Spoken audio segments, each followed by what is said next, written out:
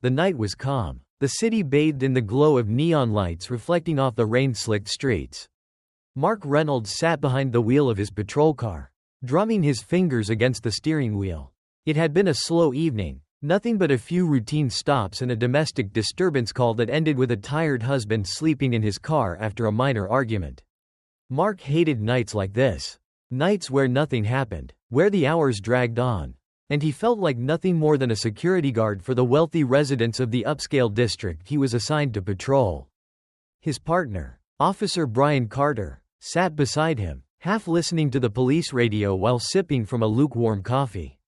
"You ever notice how they only call us out here when it's some kid breaking curfew or a noise complaint from a rich couple?"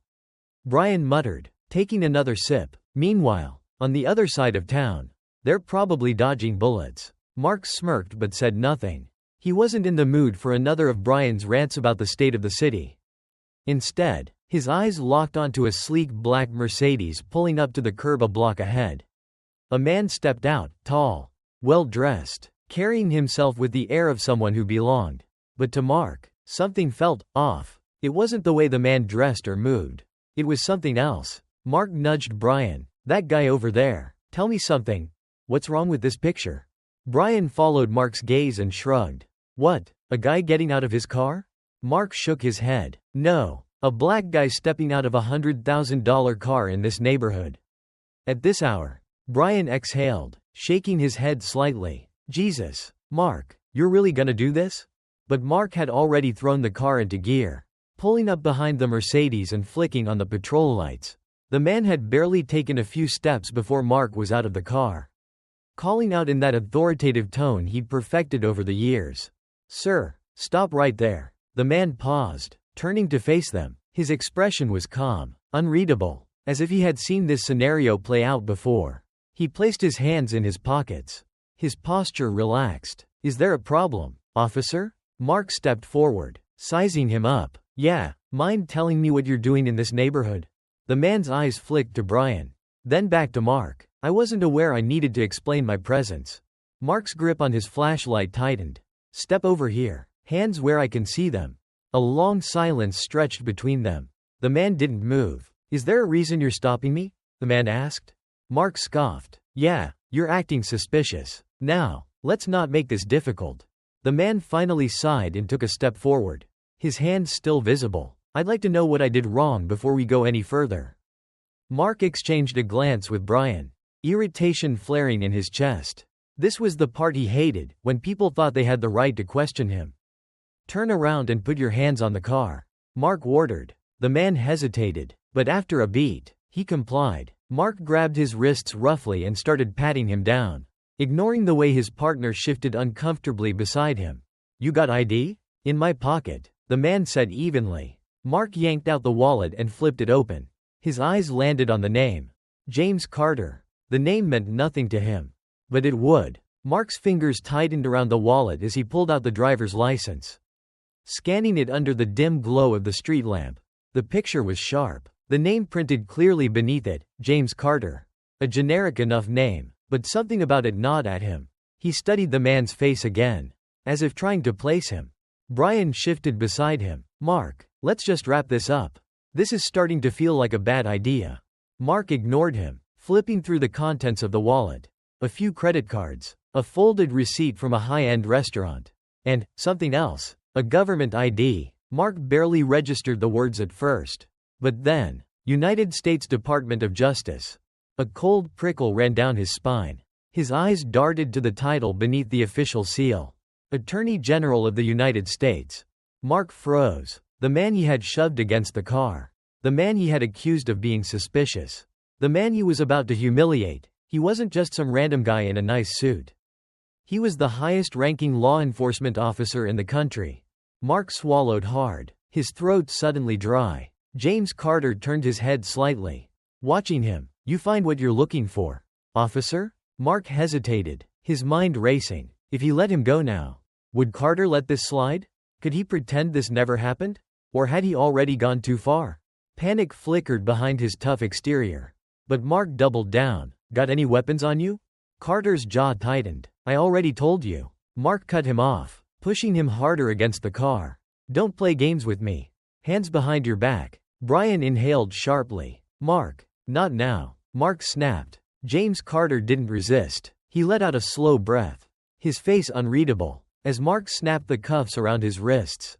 You're making a mistake, Carter said. Mark didn't respond. He couldn't. Because deep down, for the first time in his career, he knew Carter was right. The fluorescent lights of the precinct buzzed overhead as James Carter sat in the holding room. His expression impassive, outside the one-way mirror. Mark paced, his hands clenched and unclenched at his sides. His phone buzzed. He glanced at the caller ID. Chief Douglas. He answered. Sir, are you out of your goddamn mind? Douglas's voice was a low growl. Mark swallowed. It was a routine stop. He was acting suspicious. He's the Attorney General of the United States. Reynolds, do you have any idea what you've done?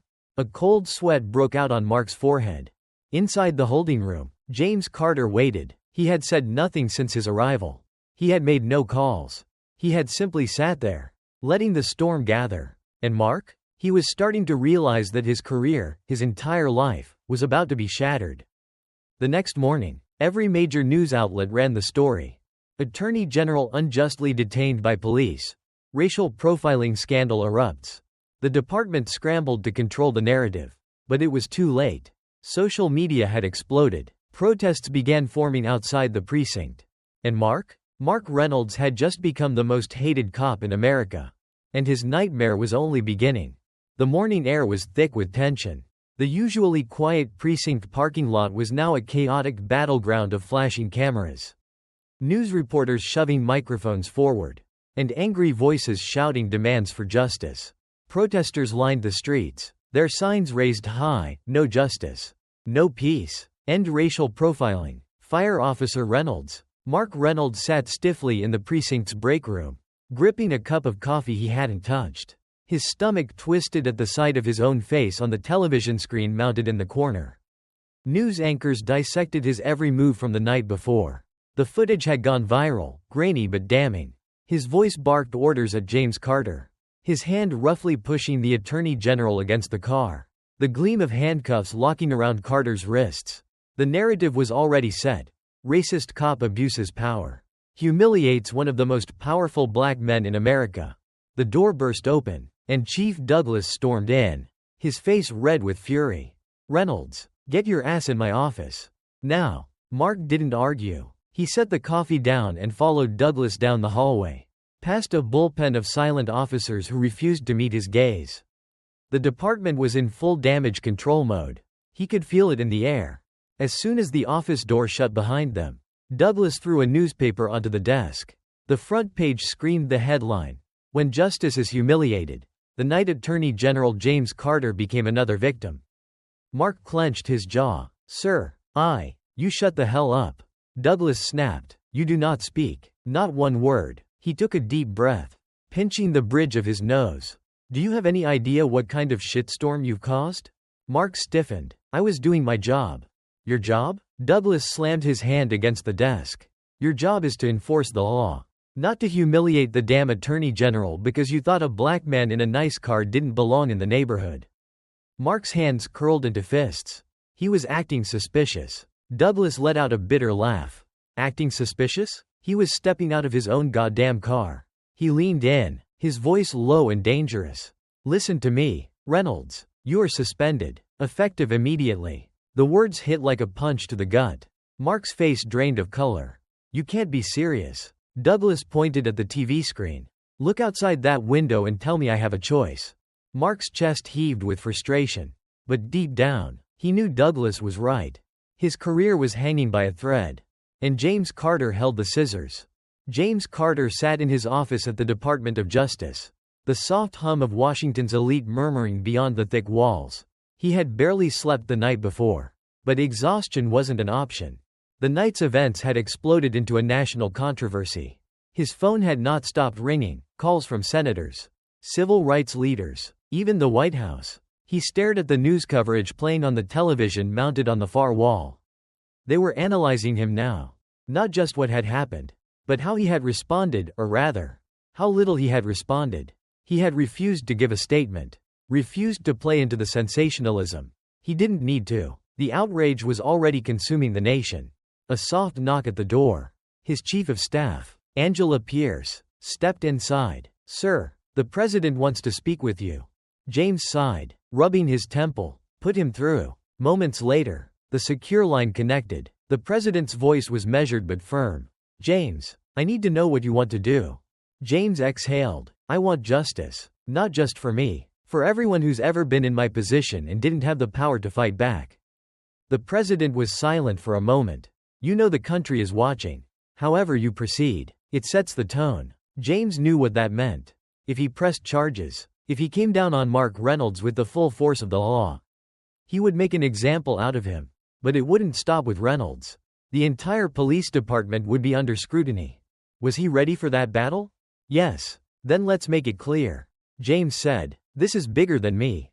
And just like that, the weight of power settled fully on his shoulders. Mark sat in his small, dimly lit apartment, the television flickering as news anchors tore apart his name, his career, his life. His phone had stopped ringing. First, it was the reporters, then the anonymous threats, then his so-called friends who suddenly didn't want to be associated with him.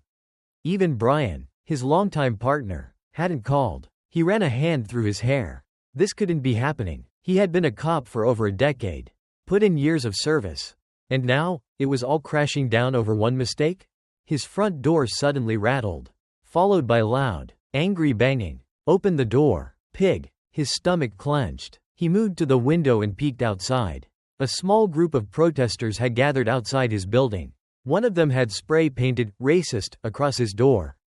His hands shook. He slammed the blinds shut and sat down, his mind spiraling. Maybe they were right. Maybe he had gone too far. But admitting that meant admitting everything he had believed in was a lie. And he wasn't ready for that. Not yet. James Carter arrived at the Justice Department press room, the air thick with anticipation. The entire nation was waiting. His name, his experience, his dignity, all of it was on trial. He stepped up to the podium, adjusting the microphone. "Ladies and gentlemen," he began, his voice steady. "What happened to me on that street was not just about one officer. It was about a system that has allowed racial profiling, discrimination, and the abuse of power to continue for far too long. But let me be clear, I am not just here to speak for myself. I am here to speak for the millions who have suffered in silence." The room was silent, cameras flashing, journalists scribbling furiously. "I have dedicated my career to the law, to fairness, to justice, and justice demands accountability. That is why I am calling for a full federal investigation, not just into Officer Reynolds, but into the patterns and practices of the entire department that allowed this to happen." A murmur rippled through the crowd. James gripped the podium. "This is not about vengeance. This is about ensuring that no one has to go through what I did. This is about making sure that justice isn't just a word. It's a reality." The room erupted into applause. But James barely heard it. Because this wasn't the end. This was just the beginning. The protests had begun peacefully. Thousands gathered outside the precinct, chanting James Carter's name, demanding reform, holding signs that read, "Justice for all," and "End police brutality." The energy was electric, a force of long-suppressed anger finally breaking free. Then, as the sun dipped below the skyline, the air shifted. A single bottle was thrown. Shouts rang out. A surge of bodies pressed against the police barricades. Officers gripped their batons tighter, their eyes scanning the crowd. Mark Reynolds watched from his television, his stomach twisting. The precinct he had worked in for years was now a battlefield. He could see his former colleagues in riot gear, shields raised, standing in a tight formation as protesters pushed forward. Tear gas canisters were launched, hissing as they exploded into thick white clouds. Mark leaned back on his couch, rubbing his temples. His name was at the center of this chaos. His actions had set everything in motion. A loud crash startled him. He turned toward the window just as a brick shattered the glass, sending shards scattering across the floor. Jesus! He ducked, heart hammering. A second later, his phone buzzed. A message from his landlord. "You need to leave now." Mark knew he had no choice. His own city had turned against him. He grabbed his coat and slipped out the back door. He had nowhere to go. James Carter sat at the head of a long, Polished table in a private conference room deep inside the Justice Department. Across from him sat the police commissioner, several high-ranking city officials, and representatives from the mayor's office. Tension filled the room like a living thing. The commissioner, a grizzled man named Patrick Monroe, leaned forward, his fingers steepled. "Mr. Attorney General, with all due respect, you're lighting a fire that none of us can put out." James remained calm. "I'm not the one who lit the fire, Commissioner. I'm just refusing to ignore it." Monroe's lips thinned. "What do you want?" "I want accountability. I want a full investigation into the department's history of racial profiling, use of excessive force, and misconduct." "You're asking me to tear apart my own force." "No," James said. "I'm asking you to fix it." A beat of silence. Then Monroe sighed, shaking his head. "You do this, and every officer in this city will see you as the enemy. You understand that, right?" James didn't flinch. If they see justice as a threat, then they were never meant to wear the badge. The meeting ended with no handshakes, no formal agreements, just a cold understanding that battle lines had been drawn. As James walked out of the room, Angela Pierce fell into step beside him. "Sir, I don't think they'll cooperate." "They won't," James agreed, "but that won't stop us." Because the system had struck back. And now, he would strike harder. Mark sat hunched over in a cheap motel room on the outskirts of town. His phone was turned off. The blinds were shut. His face was unshaven, his uniform long discarded. He had officially become a pariah. He had tried calling Brian, but his former partner hadn't answered. He had tried his family, but all he got were voicemails filled with tense silence. The entire country had seen the footage. The department had turned its back on him. The union refused to release a statement in his defense. He had no job, no protection, and no allies. As he stared at the peeling wallpaper, his mind churned with thoughts he had never dared entertain before. Was he really the villain in this story? Had he truly ruined his own life with one decision? Before he could think further, a hard knock echoed through the door. His body tensed. He reached for the gun he had stashed under the pillow. Another knock. "Mark Reynolds, open up." The voice was calm, authoritative. "James Carter." Mark's breath caught in his throat. He hadn't expected this. He hadn't expected him. Slowly, cautiously, Mark unlocked the door and pulled it open. James stood there, dressed in a dark suit, his eyes steady but unreadable. "We need to talk," James said, and for the first time since his world had fallen apart, Mark felt something he hadn't felt before. Fear. Real, bone-deep fear. The motel room was dimly lit, the air stale with the scent of old cigarettes and despair. James Carter sat across from Mark Reynolds, studying the man who had once pinned him against a car in an act of reckless authority. Now, Mark was slumped in a chair, eyes wary, fingers twitching like a cornered animal. "You don't have to be afraid," James said. "I'm not here to arrest you." Mark scoffed. "Right, just here to watch me rot?" James leaned forward. "I'm here because I want to understand something. You looked me in the eye that night. You saw my credentials. You knew who I was. And you still did what you did. Why?" Mark swallowed, his Adam's apple bobbing. He hesitated. "I don't know." James wasn't satisfied. "You do know. And I want the truth." Mark's gaze flickered downward. His voice was quiet, almost ashamed. "I saw a black man in a nice car. And I assumed it wasn't his. I assumed he was up to something." James let the words settle between them. "And now?" Mark exhaled shakily. "Now, I see that one moment destroyed everything." James studied him carefully. "You're right, but not just for you. For every person who has ever been on the receiving end of that same assumption." Mark's face twisted with something raw. "What do you want from me?" James stood up, adjusting his suit. "I don't want anything from you, Reynolds. But the country does. The people outside, they want to know if you're just another bad cop who got caught or if you actually understand what you did." Mark looked away. James sighed. "I'll be watching. And the world will be too." Then he walked out, leaving Mark alone in the silence of his choices. As the door clicked shut, Mark ran a trembling hand through his hair. For the first time, he had to face the truth. And he didn't know if he could live with it. The city felt different now, like a wound that refused to heal. The protests had not stopped. If anything, they had grown louder, stronger. The people marching through the streets were no longer just activists, they were nurses, teachers, students, business owners, Every day, new voices joined the calls for justice. James Carter watched it all from his office, standing near the window as he listened to the muffled roar of the crowds below. Signs waved like battle flags. And despite the presence of riot police, the protesters remained resolute. Angela Pierce entered the room, carrying a folder. "Sir, the police union just released a statement." James turned to her, eyes hard. "Let me guess. They're doubling down." She sighed, setting the folder on his desk. "They're claiming Mark Reynolds is being unfairly persecuted. They say he was following protocol and that this entire investigation is a political witch hunt." James clenched his jaw. "They're protecting a man who humiliated the Attorney General of the United States in broad daylight. Do they think he'll back down?" Angela hesitated. "They're not just protecting him, sir. They're preparing to fight back." James narrowed his eyes. "What do you mean?" She lowered her voice. "The commissioner has been holding meetings behind closed doors. Some officers are refusing to cooperate with your investigation.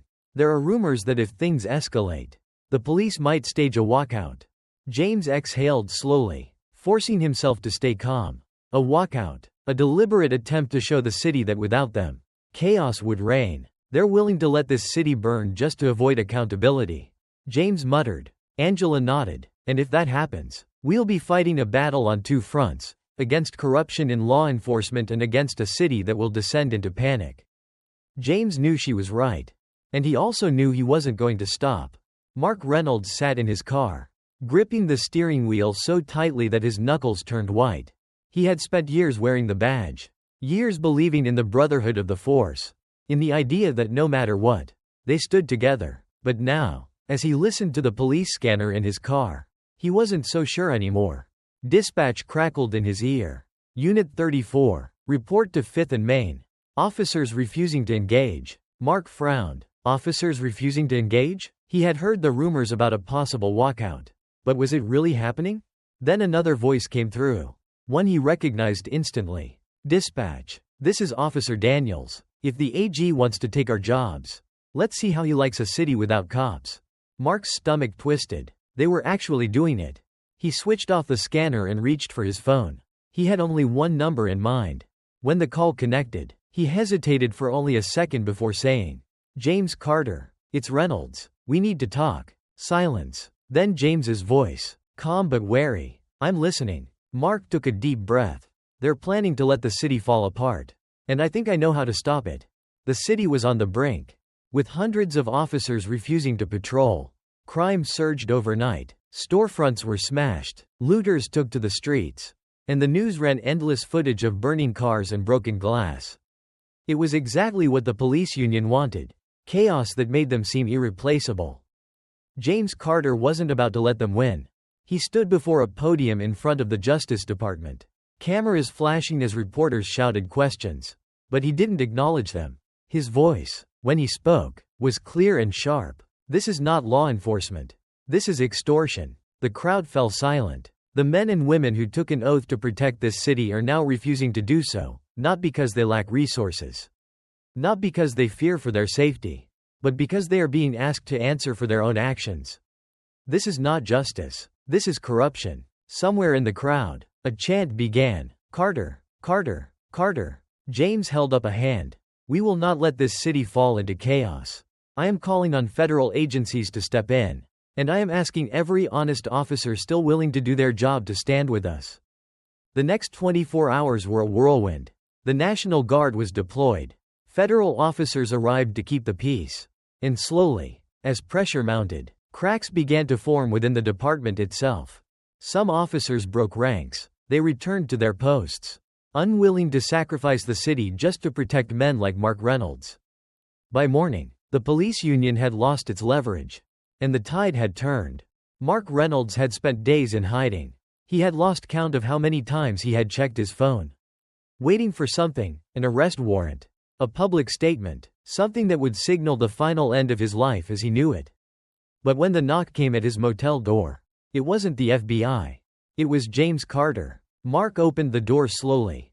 James stood there, his suit impeccable, his expression unreadable. "You said you had a way to stop this." James said. "I'm listening." Mark swallowed hard. "I can testify." James raised an eyebrow. I can tell the truth about what happened that night. About what happens in the department. About how we're trained to see men like you as threats before we even know their names." James studied him for a long moment. "Why now?" Mark exhaled shakily. "Because I was wrong. And because I don't want this city to burn just so I can avoid facing what I did." James nodded slowly. "Then you'd better be ready." Mark's heart pounded. Because this wasn't just about him anymore. This was about everything. Mark Reynolds sat in a cold, windowless office in the Department of Justice. His hands clasped tightly together as he stared at the recorder on the table. His heart pounded in his chest. Across from him, James Carter watched in silence. His gaze steady, unreadable. FBI agents stood in the corners of the room, their presence a quiet but firm reminder that this was serious. If Mark was going to go through with this, there would be no turning back. James leaned forward. "When you start talking, you need to tell the whole truth. No omissions. No protecting anyone. Do you understand?" Mark swallowed hard and nodded. "I understand." An agent pressed the button on the recorder.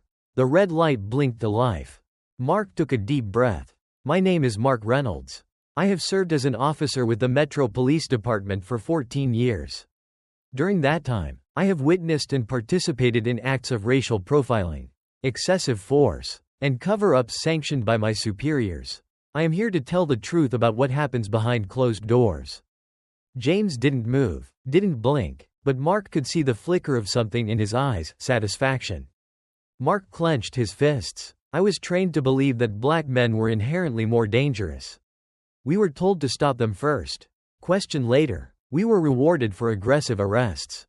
For making our presence known in predominantly black neighborhoods. It didn't matter if the person had committed a crime or not. The goal was control." James's jaw tightened, but he let Mark continue. "There are entire systems in place to cover up misconduct. Body cameras are turned off or tampered with. Reports are falsified. Witnesses are intimidated. And when an officer crosses the line, the department closes ranks to protect them. It doesn't matter if it was a wrongful shooting or an unjustified arrest. We are trained to stick to the same story." I feared for my life. Mark took a shaky breath. His mouth was dry, but he forced himself to keep going. "That's what I told myself when I arrested you, Mr. Carter." The words hung in the air like a confession at a funeral. "I didn't see you as a man. I saw you as a black man in a nice suit. And I assumed you didn't belong.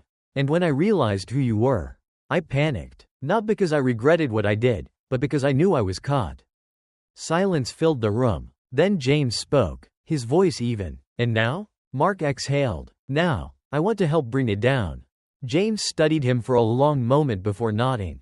"Then we start today." The fallout was immediate. Mark Reynolds's testimony was leaked to the press within hours. The recordings were everywhere, on the news, in online articles, flooding social media. People listened in stunned silence as a police officer admitted, in his own words, the corruption that so many had long suspected. Protests erupted anew, but this time, they were different. They weren't just about James Carter anymore. They were about every name, every life lost to a system built to protect itself. At the police headquarters, chaos reigned. The chief called an emergency meeting.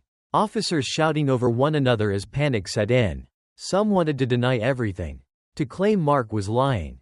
Others wanted to turn on the higher-ups, shifting blame to anyone but themselves. But it was too late. James Carter stood before the press once more, this time flanked by federal investigators. His voice was strong, unwavering. "We will not let this system continue to operate in the shadows. There will be arrests, there will be consequences, and there will be justice." Inside his office, James watched as officers were escorted out of the department in handcuffs. High-ranking officials, men who had thought themselves untouchable, now faced criminal charges. Angela Pierce entered the room, a grim smile on her face. "We did it." James nodded, but he knew it wasn't over yet. Because breaking a system was one thing. Building something better was another. The days that followed were tense. With dozens of officers suspended or under investigation, the city's police force was in shambles. But James knew that this was the moment to create real change. He met with community leaders, activists, and legal experts. They debated policy reforms, accountability measures, and ways to rebuild public trust. There were no easy answers, no quick fixes, But James refused to let this opportunity slip away. He stood before the city council, presenting a plan to restructure the police force. More oversight, independent review boards, body cameras that couldn't be tampered with, and a new emphasis on de-escalation training. Not everyone was on board. Some politicians resisted, claiming the reforms were too extreme. But the public pressure was relentless. The people had seen the truth, and they weren't going to let things return to the way they were. Mark Reynolds, now under protective custody, testified before a grand jury. His words carried weight, and by the end of the month, multiple officers, including his former captain, were indicted on charges of corruption, obstruction, and civil rights violations. But even as the legal battles began, James knew that justice wasn't just about punishment. It was about prevention. It was about making sure no man had to endure what he had. So he kept fighting. And slowly, the city began to change. It was a quiet morning when James Carter walked into his office. The sunlight streaming through the windows.